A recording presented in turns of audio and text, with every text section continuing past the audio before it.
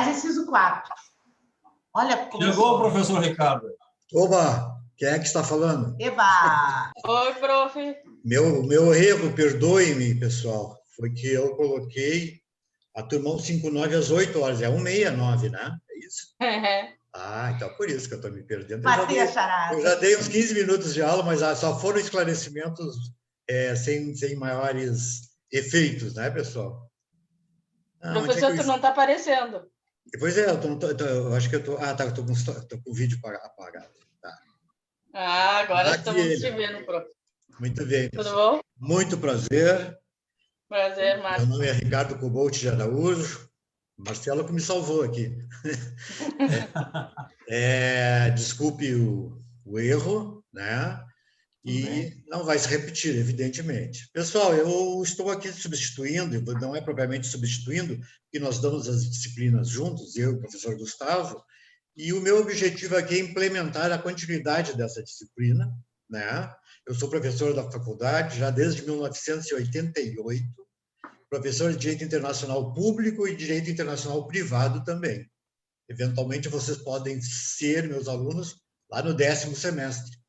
Então, vejam, nós temos aqui um compromisso com vocês de continuar essa cátedra, que, na verdade, me é muito, muito agradável, muito satisfatória.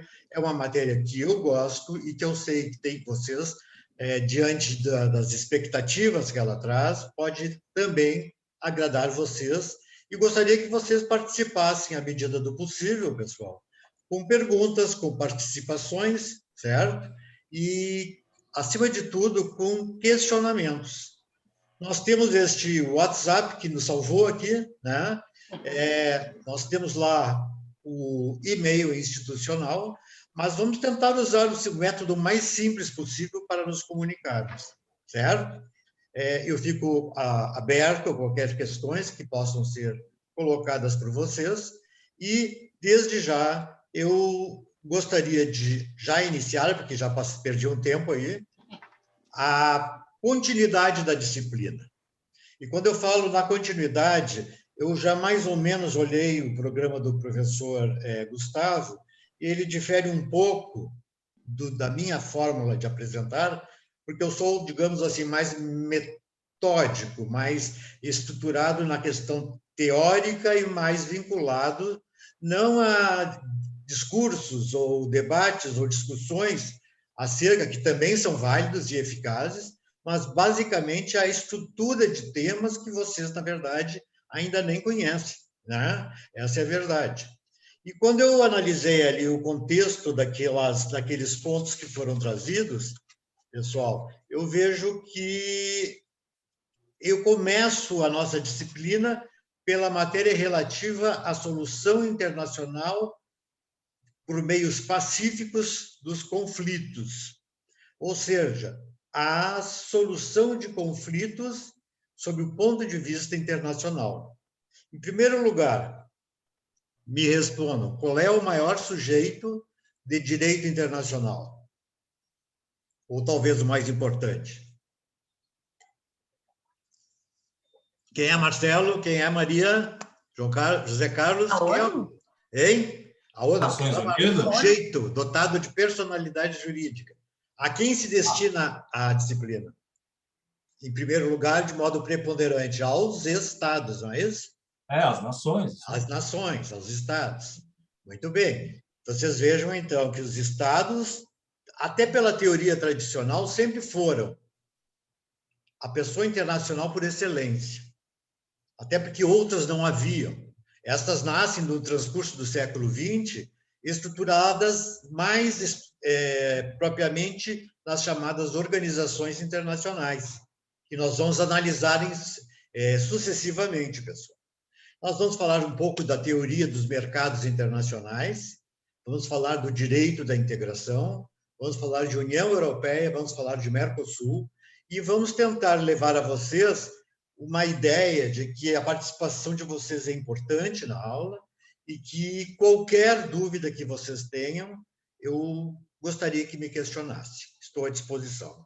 Seja pelo WhatsApp, seja pelo e-mail institucional ou pelo outro modo que vocês entenderem viável alcançar. Mas vamos lá. Solução pacífica de conflitos internacionais entre Estados, certo? Nós estamos, então, estruturados na tentativa de resolver conflitos entre Estados. E quando se fala em solução de conflito entre Estados, nós vamos ter que dar uma olhadinha na chamada Carta da ONU. Vocês já sabem o que é a Carta da ONU, não é? Ou não sabem ainda? A Carta da ONU é o documento básico constitutivo da organização. É sobre ela que repousam todos os Estados membros da ONU, que são associados da ONU e que, na verdade, são em número de 193 Estados. Eu poderia dizer mais que, ao nível internacional, nós temos apenas 2 Estados que não são membros da ONU e que até nem poderiam ser chamados de Estados. Um é a Palestina e o outro é o Vaticano. Há uma discussão acerca de que Taiwan seria também um Estado não membro da ONU, mas eu gostaria de refletir que a própria ONU, ao deliberar pela entrada da China continental ou China comunista dentro dos seus quadros, ela excluiu Taiwan deste privilégio que é ser membro da organização. Portanto, essa questão é litigiosa e não está bem encadeada. Pessoal, a Carta da ONU, que é um objeto que gostaria que vocês pudessem pegar uma cópia lá na internet, certo? A hora que puderem, com calma, tirem uma cópia da Carta da ONU e do Estatuto da Corte Internacional de Justiça. E vejam bem, estes dois documentos constituem-se num só livro, num só elemento escrito, um só regulamento. Embora sejam 2 regulamentos diversos, certo?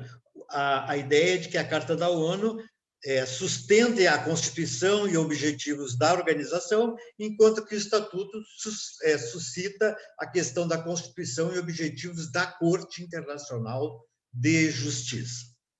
Dentro dos princípios da ONU, dos propósitos da ONU, lá no artigo 1º da Carta se fala o seguinte, e aqui eu já começo a entrar dentro do tema propriamente dito: manter a paz e a segurança internacionais. Todos sabem disso, não é? Que este é o maior núcleo da organização, certo? E, para este fim, tomar coletivamente medidas efetivas para evitar as ameaças à paz e reprimir atos de agressão ou qualquer outra ruptura da paz, e chegar por meios pacíficos, grifo isso aqui, por meios pacíficos e de conformidade com os princípios de justiça e do direito internacional, a um ajuste ou solução de controvérsias ou situações que possam levar a uma perturbação da paz. Este é o grande propósito,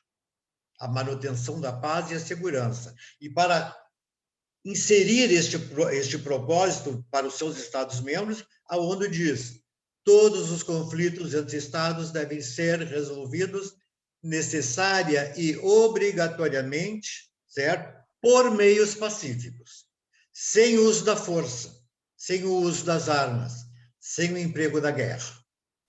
E vejam quando a ONU associa seus membros na organização, e vejam lá que nós temos praticamente a comunidade internacional inteira, quando a ONU os integra na organização, ela estabelece a eles uma grande exigência formal, que eles renunciem ao direito de guerra. Porque o direito de guerra era um direito do Estado, por incrível que pareça. Um direito dos Estados, e eles faziam guerra à medida dos seus interesses. E aí vem todos os conflitos internacionais pelos que passamos, né? Então, a ONU faz, como adágio da paz e segurança internacionais, o primeiro de seus propósitos: resolver conflitos através de meios pacíficos. Bom, aí se pergunta, o que são esses meios pacíficos? Já vamos relatar. Eu só gostaria de questionar um pouquinho também os princípios das Nações Unidas, inserida no artigo 2º, certo? E o artigo 2º da organização diz, no seu item 3, que todos os membros da organização deverão resolver suas controvérsias internacionais por meios pacíficos, repete, certo? De modo que não sejam ameaçados a paz, a segurança e a justiça internacionais. Então, vejam, o propósito e o princípio maior da organização, que é manter a paz e a segurança, estão esculpidos aqui, estão inseridos aqui neste posicionamento. Os Estados estão proibidos de fazer guerra. Na verdade, a ONU não pode impor nada aos Estados-membros, porque eles têm a sua própria soberania, a sua própria liberdade e a sua própria independência. Mas esta recomendação da ONU faz parte do seu ideário. E o Estado que descumpre esta determinação, pessoal, ele pode ser, eventualmente, até suspenso ou expulso da organização. Então, vejam, quando eu assumi o compromisso de resolver por meio... Tendo as cadeiras fixas, acho difícil, professor. Quem falou, Marcelo? Sendo do Conselho de Segurança Permanente... Ah, vamos falar disso também. Acho muito difícil. Só para efeito direito ao veto. Não, deixa eu fazer uma... Por questão da justiça, professor. Fala. O professor Gustavo disponibilizou já no Moodle tanto a carta quanto o estatuto do Conselho de... Eu agradeço. Então, vocês já têm o documento básico, né? Então, eu estou pensando, assim, aqueles pontos que eu vou estabelecer como os prioritários, né? E quando eu falo em solução pacífica, isto é, de fato, uma determinação da ONU. E bem você diz que isso não tem uma equiparação dentro do funcionamento prático da organização, até porque nós temos um princípio de desigualdade ali dentro. E a ONU não tem, assim, ação coatora, né, professor? Essa é a verdade. Na verdade, a ONU está vinculada aos Big Five. Quem são os Big Five? Quem são os 5 grandes? China, Estados Unidos, França, Reino Unido e Rússia. Isso. Quem mais? Rússia e China. Né? China. Quem são estes? São os aliados da Segunda Guerra Mundial, não é? Os que venceram a guerra. E os que, na verdade, teriam o direito de impor a sua vontade sobre os perdedores. E eles tomaram a posição de coordenar os trabalhos da organização, não como o presidente da Assembleia Geral, nem como membro da Corte Internacional de Justiça, mas estruturalmente dentro de um conselho de segurança que foi criado exatamente para eles.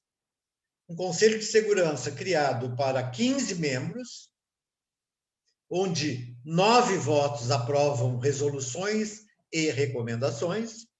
E então nós pensaríamos, mas se 9 votos aprovam, os 10 membros, os 10 outros membros, que são 15 ao todo, podem aprovar uma resolução, né? Por quê, pessoal? Porque eles têm, eventualmente, o direito de estabelecer 9 ou 10 votos. Mas não é bem assim, porque esta posição só se coloca dentro de assuntos não substanciais, não importantes. E aí nós vemos o seguinte, no Conselho de Segurança, os 5 membros permanentes, repito, Estados Unidos, Grã-Bretanha, França, Rússia, que substituiu a União Soviética, e a China, certo? Eles tomaram uma posição de comando dentro da organização. E este comando é administrado através do chamado direito a veto. Este direito a veto significa nada mais, nada menos do que o seguinte: todas as questões importantes da ONU, todas as questões que envolvem diretamente paz e segurança, serão, em última instância, deliberados por estes 5 membros. Por quê? Embora eles possam congregar 9 votos, mais do que seu número próprio, certo? Eles, na verdade, nestas questões, têm que estar todos presentes para deliberar a questão substancial. Ou seja, eu preciso de 5 votos dos permanentes, certo? 5 votos dos permanentes, mais 4 votos dos membros eleitos. Isso aí aprova uma resolução. Agora, se faltar um voto dentro dos membros permanentes, isso é veto. Isso significa a resolução, a recomendação não passará, não será imposta.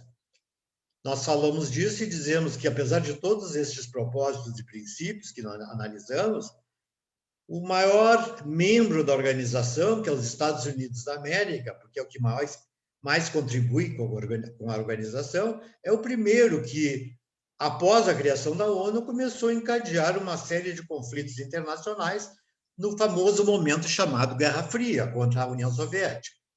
Nós vimos a Guerra da Coreia, nós vimos a Guerra do Vietnã, nós vimos a Guerra de Laos, a Guerra da Camboja, enfim, estas guerras, quase todas houve uma participação efetiva norte-americana, sem autorização da ONU. Porque, segundo o fundamento dos propósitos e princípios, os Estados-membros da organização deveriam outorgar uma espécie de procuração à ONU para que a ONU, entendendo viável, certo, o direito à guerra, exerça-o através da sua própria organização e através de seus próprios membros.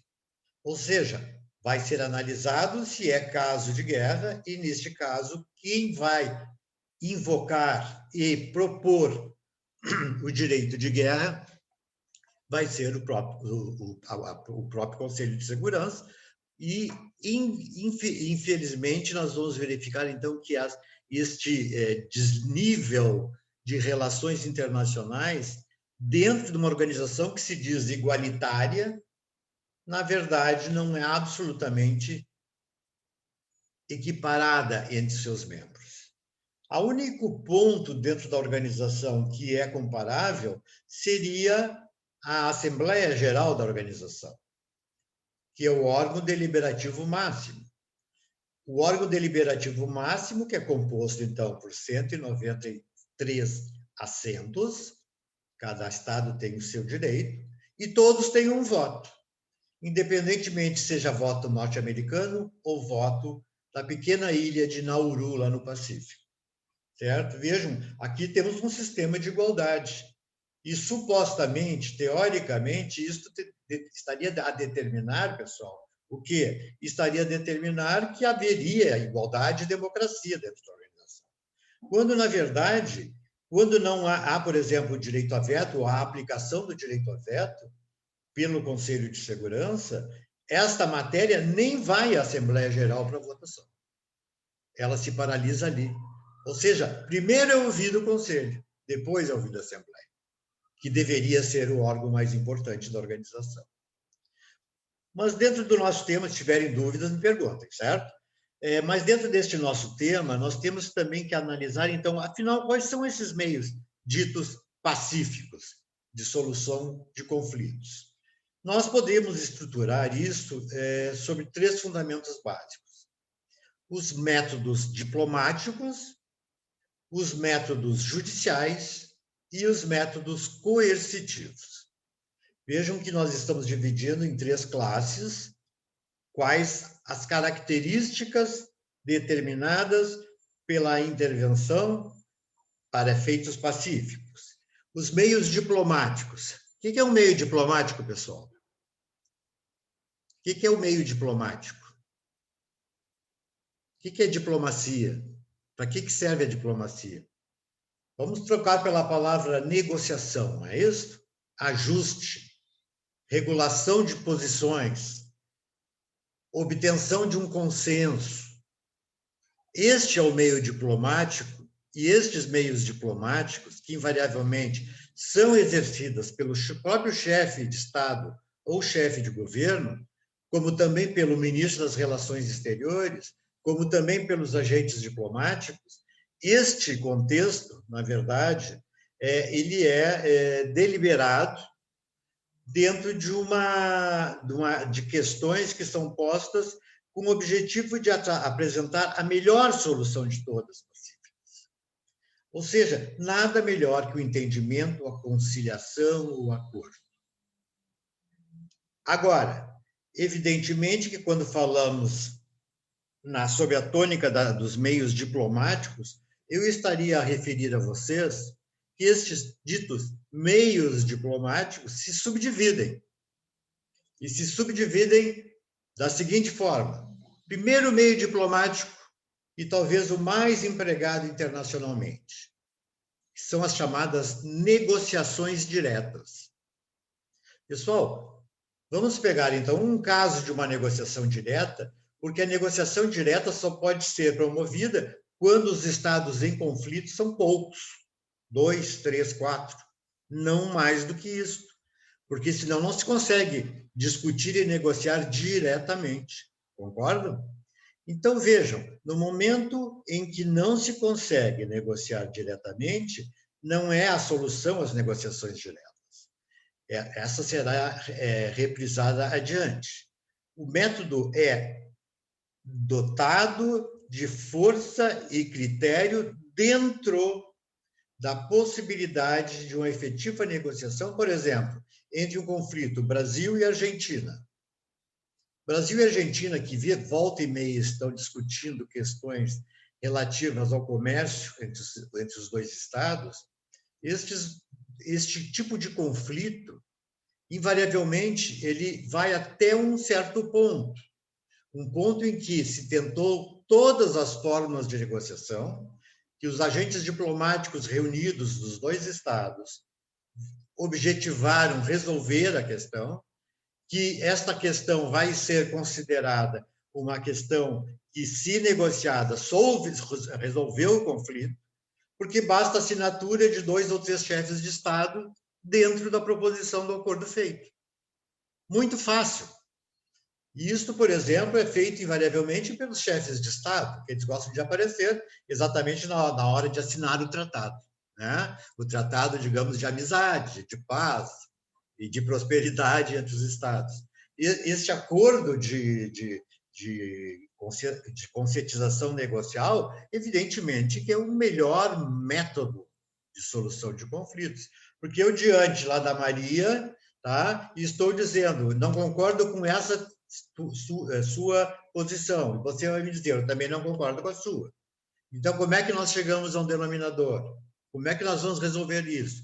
Vamos criando meios, fórmulas, vantagens, transações, abrir mão de certas pretensões, desistir de outras pretensões, chegando a um desideratum, chegando a uma solução definitiva. Esta é a negociação direta, certo? A negociação direta, evidentemente, repito, ela é típica para as questões envolvendo pelo menos 2 estados, certo? Quando é muito intenso o número de estados em conflitos, e eu poderia dizer que um conflito, digamos, de natureza multilateral se estabelece no mundo através de algumas questões que são bem conhecidas. Por exemplo, a questão ambiental. A questão ambiental não é a questão entre 2 países, a não ser que seja uma questão local. Mas vejam, a questão ambiental é uma questão que preocupa o mundo inteiro. E assim sendo, pessoal, o que se tenta, como é que vamos resolver? Negociar não dá. Vamos imaginar, temos 20 estados para discutir a questão. Um vai discutir com o outro, negociar? Não, é impossível. Então, aí temos a segunda fórmula de solução de conflitos internacionais, que nós vamos chamar de congressos e conferências. O congresso e a conferência reúne todos os interessados no assunto, todos os países que aderiram a este congresso, a essa conferência, para tratar de meio ambiente. As questões ambientais, então, vão ser debatidas e discutidas dentro de um grande foro, de um grande centro de atenções. E estas posições de vários estados vão se intercalando em informações, em pretensões e em outras circunstâncias necessárias para o desenvolvimento de um acordo final, até chegarmos à figura do que nós chamamos de tratado internacional, né? Vejam, por exemplo, o acordo que criou a ONU. É um tratado internacional, Carta da ONU, ou Conferência de São Francisco, 1945, não é isso?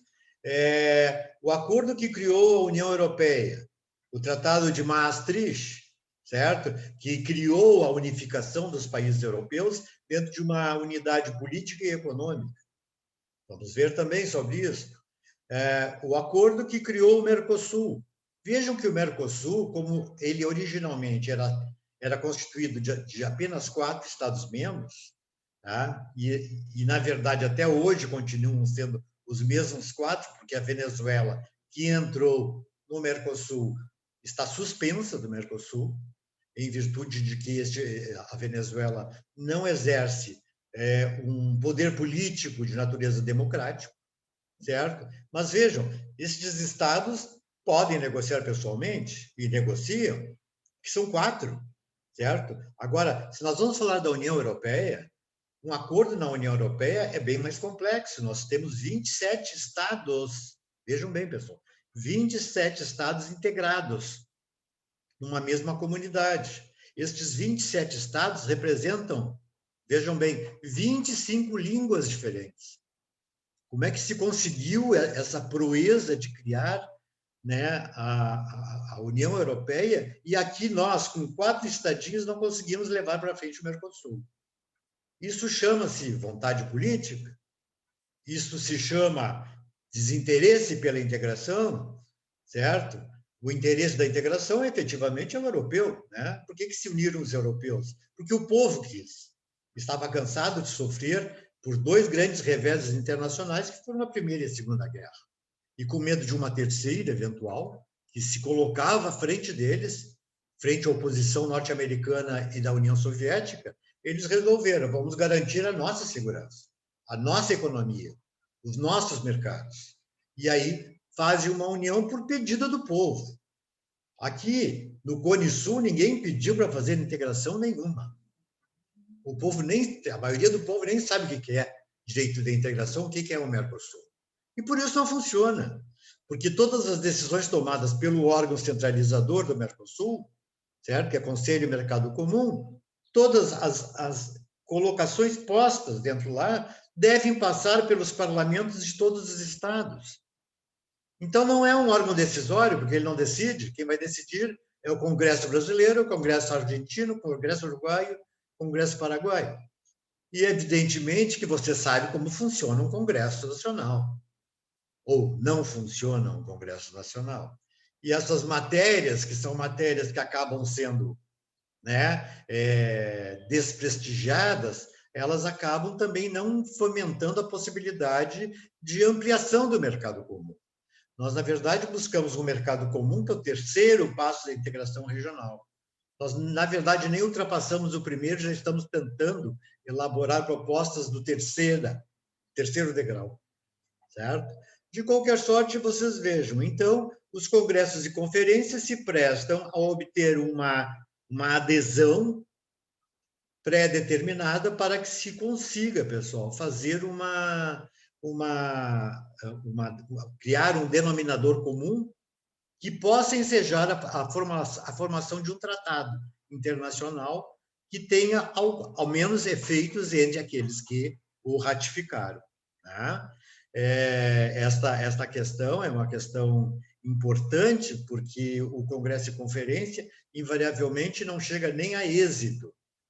E eu dou um exemplo para vocês verem como é que funciona, né, essas questões envolvendo, por exemplo, o Protocolo de Quioto. Todos ouviram falar? Protocolo de Quioto, que trata de meio ambiente, né, que trata da redução dos gases do efeito estufa, e que, na época, quando se reuniu, lá final dos anos 80 e 90, quando se reuniu a cúpula de Quioto, na verdade, a proposição colocada pelos estudos elaborados era que nós deveríamos reduzir, até o ano 2000, 60% dos gases do efeito estufa. Bom, em primeiro lugar, eu nem preciso explicar para vocês que isso não se operacionalizou, né? Porque, pior do que isso, o que se conseguiu de acordo lá naquela convenção foi a redução de 5% dos efeitos de gases de estufa. Ou seja, o que nós estamos falando? Nós estamos falando que a redução do conteúdo para obter uma aprovação de um tratado teve que reduzir os próprios objetivos do tratado. E no fim, acaba sendo imprestável, né, pessoal? Quanto maior a adesão de Estados, mais forte é o acordo, mais forte é o tratado. Eu acredito que vocês tenham estudado também a Convenção de Viena, de 1969, que trata sobre a formação dos tratados internacionais, ou seja, as regras do jogo. E ali está implícita uma grande ideia, que é a ideia de que todos os Estados estão instruídos na forma de elaborar um tratado e são obrigatoriamente vinculados a estas determinações da Convenção de Viena, e, através dessa Convenção de Viena, eles acabam sendo o quê? Eles acabam sendo obrigados a respeitar os ditames daquela convenção, que ela, na verdade, é a regra do jogo. Ninguém joga se não sabe jogar. E ali está o lecionamento do estudo e o do jogo, certo? Bom, então eu estou aqui exatamente trazendo a vocês alguma análise em relação à questão de estados que estão tentando negociar. No primeiro tópico, as negociações diretas, e num segundo tópico, os congressos e as conferências. Evidentemente que não vou fazer uma conferência internacional para 2, 3 ou 4 estados, né? Por isso que o elemento importante num método ou no outro é o número de participantes, certo? Terceiro método diplomático, os bons ofícios. Bons ofícios. O que é isso, pessoal? O que são bons ofícios? O terceiro e quarto métodos, na verdade, vão falar já da intervenção de um terceiro naquele conflito. O conflito acabou gerando um dissabor entre as partes e, eventualmente, até a ruptura de suas relações diplomáticas. E esta questão que torna a comunicação entre eles cortada faz com que um terceiro se aproxime para reaproximá-los, para que eles voltem a negociar. Então, vamos pegar o exemplo hipotético aí de que há um conflito entre a França e a Alemanha. O conflito entre a França e a Alemanha pelo monopólio do carvão e do aço. Este conflito, na verdade, é um conflito intenso e importante, porque ele foi causa determinante da Primeira Grande Guerra e da Segunda Grande Guerra. Um conflito meramente comercial, certo? E quando se fala em estabelecer o estabelecimento de um conflito dentro destes parâmetros, nós estamos aqui dizendo que, se eles não têm como se comunicar, porque estão rompidos de alguma maneira, né, alguém pode se oferecer, ou alguém pode ser requisitado para atuar como bom oficiante. Ou seja, aquele que conversa com uma parte, conversa com a outra parte e busca a aproximação dos dois. Ele não vai dar nenhuma solução, ele só vai a reaproximar. Esta reaproximação vai fazer com que eles, eventualmente, venham elaborar uma negociação direta, um congresso, uma conferência, dependendo do número de partes. Vejam que essa intervenção amistosa de terceiro, então, pode ser oferecida por um Estado e pode ser também objeto de uma requisição por esses Estados. Por exemplo, o conflito entre o Brasil e a Argentina, ao nível de Mercosul, evidentemente que na necessidade de ajustar-se os pontos conflitantes da questão, nós vamos buscar, por exemplo, os bons ofícios do Uruguai ou do Paraguai, que estão interessados nessa relação. Então, eles vão explicar aos governantes dos dois estados que têm que se reaproximar e têm que resolver a situação. Este, exclusivamente, é o papel do bom oficiante. Reaproximação das partes. Quarto, novamente a intervenção amistosa de um terceiro na relação que está conflituada. É o que nós chamamos de mediação. Mediação. A mediação também é essa interposição amistosa, mas cuja a pessoa que se oferece ou a pessoa que é requisitada vai trazer consigo a solução do conflito. A solução do conflito. Ou seja, eu quero propor a vocês que vocês resolvam o conflito através deste método. Ora, evidentemente que este mediador tem que ter responsabilidade e tem que ter autoridade internacional. Alguns anos atrás, nós tivemos um conflito entre o Chile e a Argentina em relação ao chamado Canal de Beagle, ao sul do território da América do Sul. O Canal de Beagle era objeto de disputas entre a Argentina e o Chile. E, evidentemente, eles não conseguiam chegar a um denominador, não conseguiam um acordo. Cada um querendo colocar os limites territoriais sobre o canal, mais adiante, menos adiante, e assim por diante. Então, veja, este conflito, na verdade, acabou sendo mediado pelo Papa. O Papa se ofereceu para mediar o conflito, trazendo com ele a solução.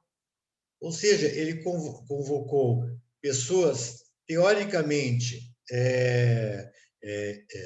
expertas em determinados assuntos, quando essas pessoas, falando sobre questão de limites territoriais, chega a um denominador que seria equivalente e justo para ambas as partes. É claro que a figura do Papa,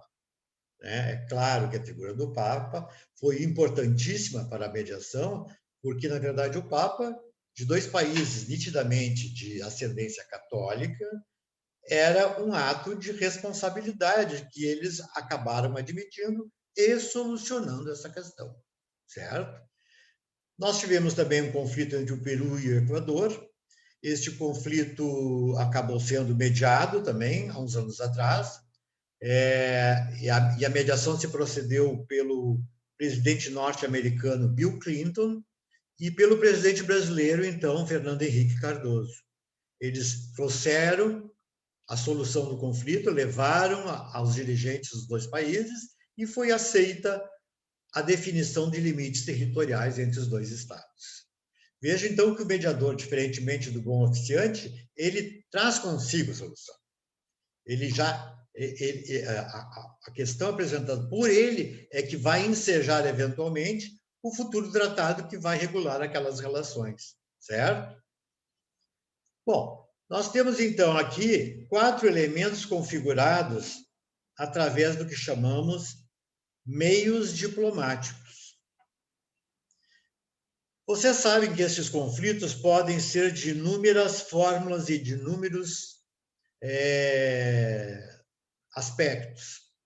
Por exemplo, um conflito pode ser econômico entre dois estados. Um conflito pode ser jurídico.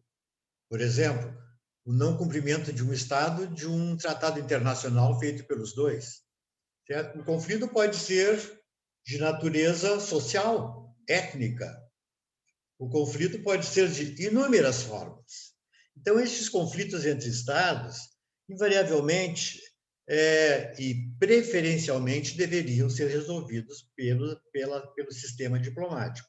Ocorre que, em questões envolvendo aspectos jurídicos desta questão, nós vamos verificar que a melhor forma de resolver isso não é através da negociação diplomática, porque o que está se discutindo, em tese, é o cumprimento ou descumprimento de um tratado internacional já existente ou de um princípio de direito internacional que foi violado.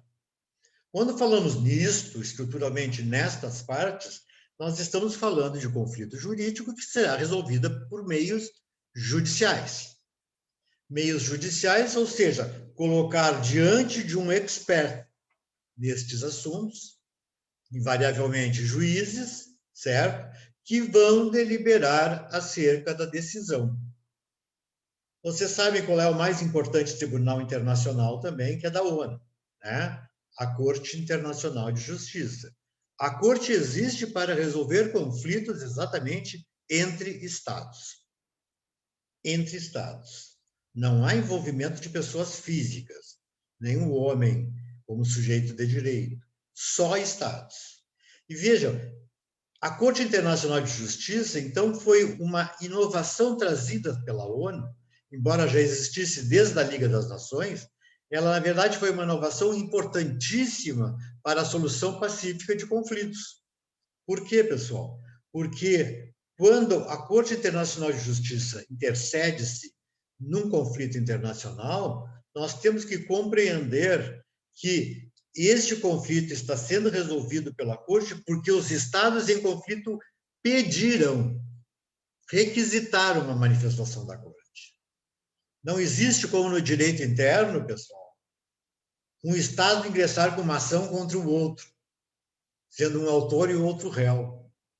Na verdade, a Corte Internacional de Justiça tem uma jurisdição facultativa e só será obrigatória na hipótese das partes envolvidas concordarem com a submissão à decisão da Corte.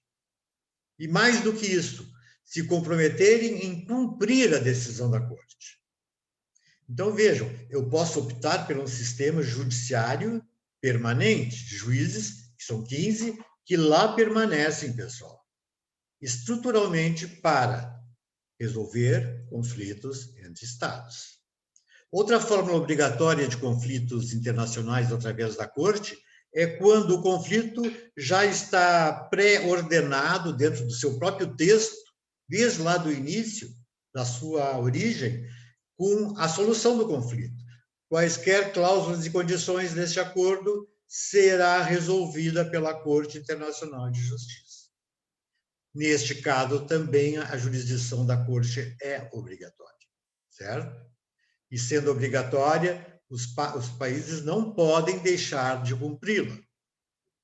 E vejam, a decisão da Corte é definitiva e inapelável. E se o outro Estado, o Estado que foi condenado, não cumprir o que a Corte deliberar, a Corte poderá avocar o Conselho de Segurança para fazer cumprir aquelas decisões. Vejam como é forte, né, essa posição. De outro lado, pela própria evolução do direito internacional, criamos novas fórmulas de solucionar conflitos, independente da presença de juízes de carreira. E esta é o que chamamos de arbitragem. Todos sabem o que é arbitragem? Alguém sabe o que é a arbitragem? Numa palavra. Em primeiro lugar, as pessoas ali reunidas na arbitragem são pessoas que optaram pelo sistema arbitral e não pela solução judiciária, certo? E quando elas optaram, elas se comprometeram em respeitar a decisão da corte arbitral. Quem é o árbitro? Aquela pessoa que as partes escolherem. Já começa uma liabilização do método. Ou seja, o árbitro é uma pessoa imparcial, escolhida em comum acordo pelas partes. O árbitro tem grandes poderes dentro do sistema. O árbitro pode escolher as formas processuais que vai querer processar a tramitação do processo. O árbitro pode, inclusive, ter tempo para determinar a sua sentença. Por exemplo, eu e o José Carlos fizemos um acordo arbitral e nos comprometemos em cumpri-lo em 6 meses. E isso é informado ao árbitro, que vai determinar que em 6 meses tem que ser cumprido. Tem outra questão importante na arbitragem, a gente pode, inclusive, estabelecer o princípio do não sigilo, ou do sigilo absoluto no processo. Então, vocês vejam, grandes conglomerados internacionais invariavelmente apelam para a arbitragem, porque ele é um método eficaz, rápido e de efeitos de grande eficácia internacional. Certo, pessoal? Então, 2 sistemas bem díspares dentro do sistema de soluções pacíficas, sob o ponto de vista judiciário. Indo um pouquinho mais adiante, nós vamos ver. Não Professor? Oi, pois não. Perdão. Todo conflito poderia ser resolvido por meio da arbitragem ou teria alguns que não? Por exemplo, como é assim na nossa jurisdição? Não, todos os conflitos entre estados, né, vão ser bem claros, podem ser resolvidos tanto pela solução judiciária quanto pela arbitragem. Quem opta? As partes. É claro que em algumas situações, como, por exemplo, a interpretação de um tratado, melhor seja deliberada pela Corte Internacional, porque ali estão os 15 juízes que são pessoas experts no assunto e que ninguém melhor do que eles para resolver este assunto. Outras questões que envolvem comércio internacional entre estados já são questões que podem ser debatidas a nível de arbitragem.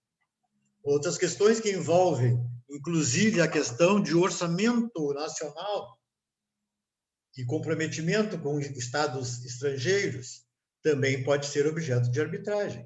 A arbitragem, na verdade, ela maleabiliza a fórmula da decisão, já que as partes, na verdade, comandam o processo, deliberando.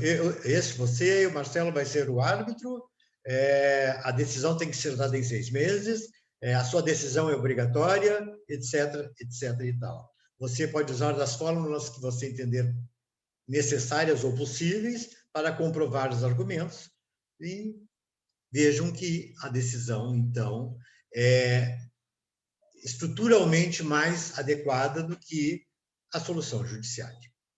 Entendeu, Marcelo? Obrigado, professor. Nada que isso. Bom, no terceiro tópico, pessoal, nós vamos falar a respeito dos meios coercitivos. Os meios coercitivos de solução de conflitos, na verdade, pelo próprio nome que utilizam-se, vão ser eficazmente ou tendenciosamente, de certa parte, violentos. Porque eu estou agindo com coercitividade, obrigando a. Então, um conflito que, por exemplo, demanda uma ruptura de relações diplomáticas. Este conflito, na verdade, é um conflito grave, porque um Estado romper relações diplomáticas ou cortar a linha de comunicação entre os Estados é algo grave. Ou seja, o ato determinante do conflito entre os Estados está repousando em violações gravíssimas do direito internacional. De certo modo, estas fórmulas de solução coercitivas, elas também vão se subdividir, certo?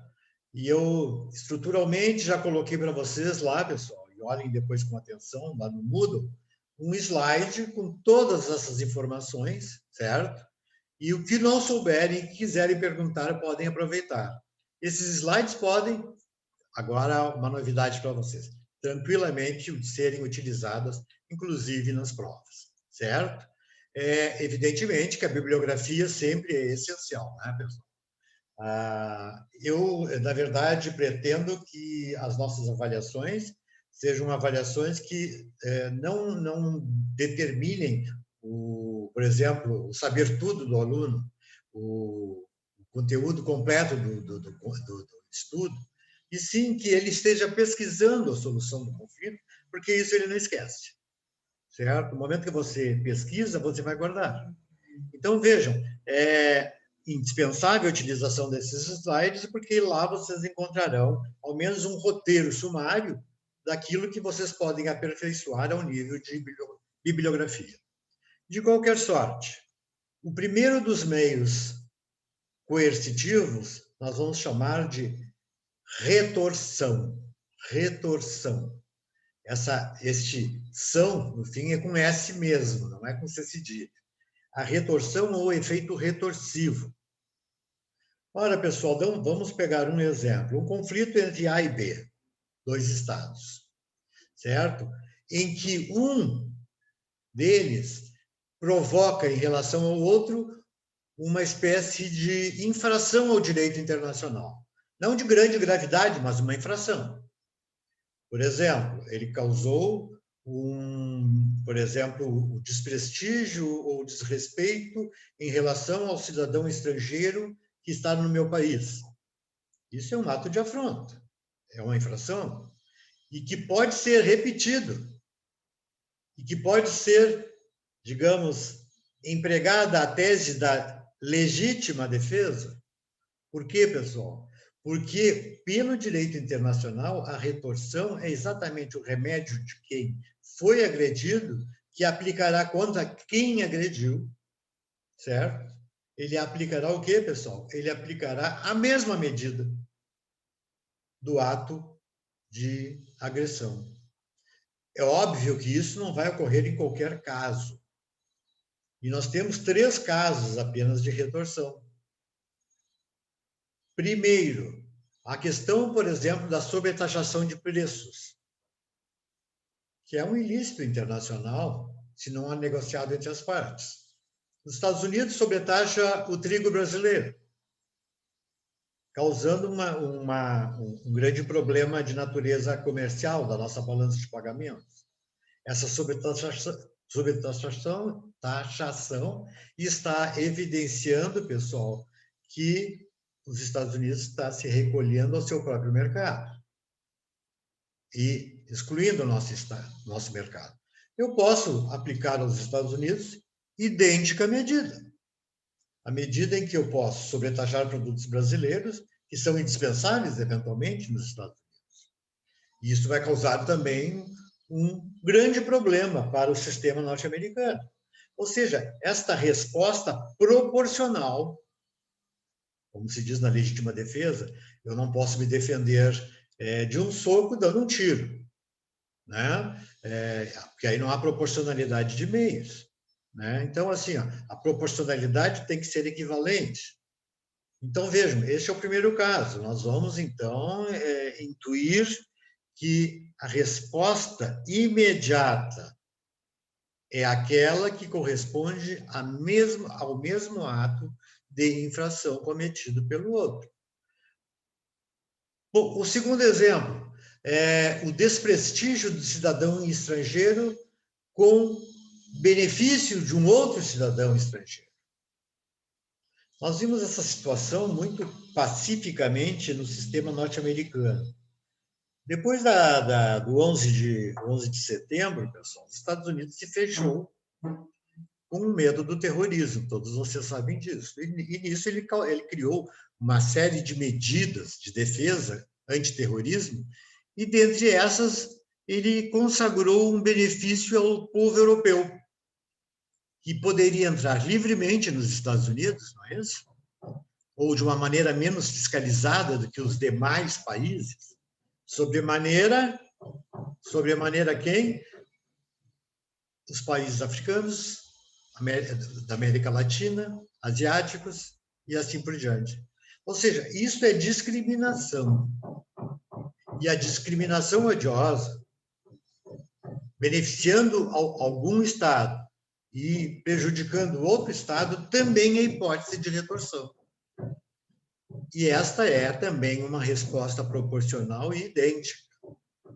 Nós tivemos um caso aqui que um comandante de uma aviação americana tentou aplicar ao Brasil um ato de retorção e que, na verdade, não chegou a se consolidar porque houve uma retratação pelo presidente norte-americano da época. De qualquer sorte, vocês vejam, nós temos aqui 2 exemplos em que a retorção é viável. Um terceiro exemplo, que é um exemplo também bem típico e que a gente não tem maior apreensão, porque muitas vezes essas notícias passam nas noticiários e a gente não acaba lendo, o fato de um navio mercante brasileiro, ou seja, um navio público, estar sendo apreendido em águas territoriais, certo? Ou em portos estrangeiros. Aí diz lá o governo daquele estado, se você não pagar essa parcela da sua dívida externa para o meu estado, eu vou apreender seus navios, de alguma forma. Esta medida, que é antipática, não é? Que, na verdade, bloqueia o problema, também autoriza que o Brasil faça o mesmo. Nós tivemos um caso também dos dentistas que foram para Portugal, brasileiros, chegando ao aeroporto em Lisboa, foram obrigados a voltar porque os Estados Unidos, porque a Portugal não os recebia como interessados em trabalhar naquele continente. Isso foi objeto de uma retorção em relação aos psicólogos portugueses que vieram ao Brasil e foram mandados de volta para Portugal. Vejam que todas as coisas vão se encadeando e a retorção, embora ela seja uma medida legítima, ela é bastante antipática. Dente por dente, olho por olho, não é isso? Quer dizer, isto, então, torna, na verdade, o conflito um círculo vicioso. Ah, você fez isso, eu faço aquilo, e assim por diante. E isso aí, invariavelmente, não tem resolvido os conflitos. Num segundo aspecto, nós podemos falar das represálias. Se, na retorção, a medida da agressão sofrida será equivalente à resposta dada, nós vamos verificar que nas represálias esta medida não precisa ser idêntica. Pode ser até mais agressiva. Mas no caso da represália, isso só ocorrerá quando se tratar de um delito, um crime contra o direito internacional. Certo? Então, não é qualquer infração, é um delito grave, que pode ocasionar, inclusive, a intervenção armada, e pode determinar várias medidas de retaliação. E aqui nós temos diversas. Por exemplo, o boicote. O que é boicote, pessoal? O que é boicote? Aquilo que os Estados Unidos impôs durante tantos anos a Cuba. Boicotar o ingresso de seus produtos no território cubano. E que deixou, na verdade, o governo de Fidel Castro, na época, na verdade, emergindo dentro de um sistema equivalente a 1959. Quem conhece Cuba sabe. Os veículos, as instituições, tudo vamos usar a palavra correta, velho. Porque eles não se evoluíram em função do boicote. Boicote é a ruptura das relações comerciais entre Estados, certo? Ruptura das relações comerciais entre Estados em decorrência de um ato agressivo anterior. Para que se justifique essas medidas coercitivas, tem que haver um ato de agressão anterior, cuja resposta são as medidas de represálias, de retorção, de boicotagem. Outra, do bloqueio pacífico. Este último já, na verdade, envolve quase a proximidade com o estado de guerra. O bloqueio pacífico é a interrupção das relações, interrupção das comunicações entre estados. Ou seja, quando o Iraque invadiu o Kuwait, os Estados Unidos e a própria ONU, porque ela participou deste conflito, eles bloquearam o Estado iraquiano por terra, por mar e por ar. Exército, Marinha e Aeronáutica. Cercaram o país, não permitindo seu trânsito para fora do seu território. Evidentemente que para optar-se pelo bloqueio pacífico tem que haver o uso de forças armadas. E isto faz com que, pessoal, isso acaba demandando a intercorrência daquilo que não se queria, que é a guerra. Porque quem está sendo bloqueado, as suas comunicações, e elas são indispensáveis no mundo atual, certo? Este Estado, na verdade, está agindo com o poder de receber até uma afronta pior que estas, certo? Outro exemplo, a ruptura de relações diplomáticas. Se o Estado cometeu um ato ofensivo e grave contra o meu direito como Estado, eu tenho o direito de romper as relações diplomáticas com ele. Rompo, corto as relações e mantenho equidistância, até que alguém possa vir, vamos falar de um interveniente, bom oficiante ou um mediador, e reaproxime as partes, certo? Invariavelmente, a ruptura de relações diplomáticas vem bem próxima da guerra. Já é um passo ou limiar do estado de guerra. Nós temos ainda o embargo ou arresto internacional, que também é exatamente aquele caso dos navios apreendidos em portos estrangeiros, que autoriza a apreensão dos navios em portos estrangeiros deles, certo? Então, vejam, todas essas medidas, todas essas fórmulas de solução de conflitos, ainda que não pareçam, elas são pacíficas e estão disciplinadas na própria Carta da ONU. E a ONU diz: resolvam seus conflitos de maneira pacífica. A guerra sempre será a última e mais drástica medida. Este é o objetivo dos meios de solução de conflitos internacionais. Bom, pessoal, este assunto eu vou continuar na próxima aula. Já são 9h25. A nossa próxima aula será na terça-feira que vem. Eu vou continuar com este tema, certo? Na verdade, eu já anexei um tema sobre órgãos das relações internacionais. Eu já anexei e já vou anexar outros temas a nível de slides. Deem uma olhada, acho que vale a pena, certo? E eu gostaria imensamente de que vocês mantivessem este contato comigo, à medida do possível. Eu estarei sempre à disposição de vocês. Peço mil desculpas pelo começo da aula, certo? Mas eu acho que vocês ouviram alguma coisa, né? Eu acho que está indo bem, vamos dizer assim. Certo, pessoal? Eu fico à disposição, então, de todos, e que precisarem, por favor, me chamem. Ok? Muito prazer. E eu vou incluir algumas outras informações sobre avaliações, G2, P2, P2, G2 e PS. Isso, certo? Lá no... Paramos na P2, não queremos saber de G2. Parar na P1, né? Tá bom. Abraço, boa semana. Um abraço, Marcelo. Muito obrigado. Até Márcia, semana que vem, Pro. Maria, José Carlos, que eu estou vendo aqui, os outros eu não estou vendo. Não estão ligados. Tá bom, Tchau, pessoal? Eu sei que tem bastante gente. Obrigado, gente. Um abraço para todos e boa semana. Até logo.